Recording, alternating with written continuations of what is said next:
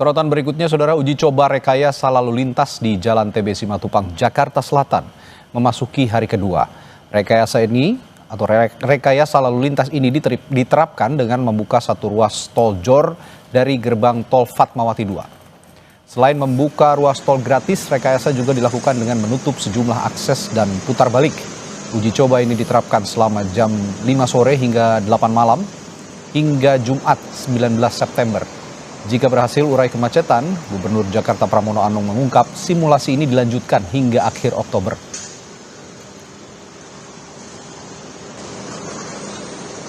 Simulasi ini akan diadakan selama 5 hari dari jam 17.00 sampai dengan 20.00. Kalau kemudian dalam simulasi ini berhasil menurunkan kemacetan yang ada di Simatupang maupun di Fatmawati ini, maka saya sudah meminta kepada Dinas Perhubungan untuk bersama-sama dengan BPJT dilakukan sampai dengan akhir Oktober. Saya juga sudah meminta kepada MRT dan Transjakarta, terutama untuk Transjakarta, mereka untuk mempersiapkan supaya naik turun bis tidak lagi seperti yang tadi saya lihat. Itu menutup dari 2 jalur menjadi tinggal 1 jalur. Dan itu menjadi salah satu penyebab kemacetan yang ada di TB Simatupang ini.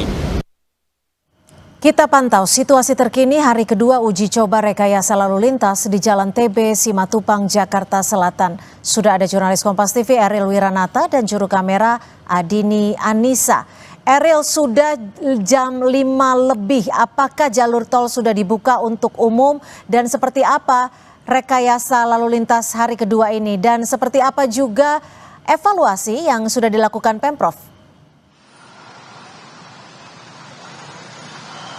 Ya, Cynthia dan saudara, saat ini di hari kedua uji rekayasa lalu lintas yang dilakukan dari Jalan TB Simatupang hingga RA Kartini, mungkin bisa dilihat untuk kendaraan sendiri baik roda 4 ataupun roda 2 ini masih cukup padat, dan di mana salah satu upaya dari Pemprov DKI untuk mengurai kemacetan di TB Simatupang ini dengan membukanya pintu tol atau gerbang tol Fatmawati 2 pada sisi paling kiri atau ruas pertama secara gratis pada pukul 5 sore hingga 8 malam. Dan tadi juga saya sempat melihat pada pukul 5 dari petugas pihak tol, kemudian juga Dinas Perhubungan sudah melakukan pembukaan. Dan selain itu juga saya melihat dari sekitar sebelum masuk dari pintu tol ini sudah banyaknya ada informasi atau pemberitahuan terkait dengan uji rekayasa lalu lintas yang berlaku 5 hari ke depan, yang dimulai tanggal 15 dan nantinya akan diakhirkan pada tanggal 19.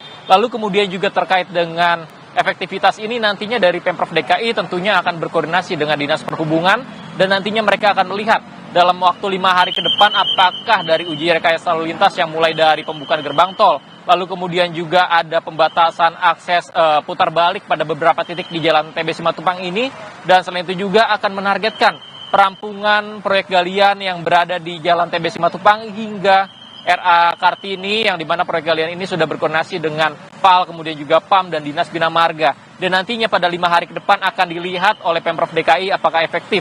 Jika memang ini dinyatakan efektif, maka akan diperpanjang. Namun sebaliknya, jika memang efektivitas ini tidak berpengaruh ataupun minim dinilainya, maka akan dicarikan alternatif lain untuk mengurai kemacetan.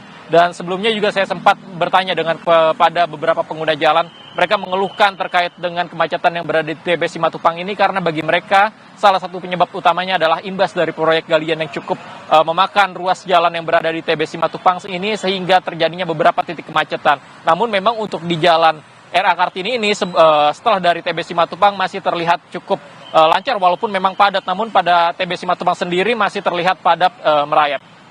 Cynthia. Baik, terima kasih atas laporan Anda, jurnalis Kompas TV Ariel Wiranata melaporkan langsung dari kawasan TB Simatupang, Jakarta Selatan. Selamat bertugas kembali, Ariel.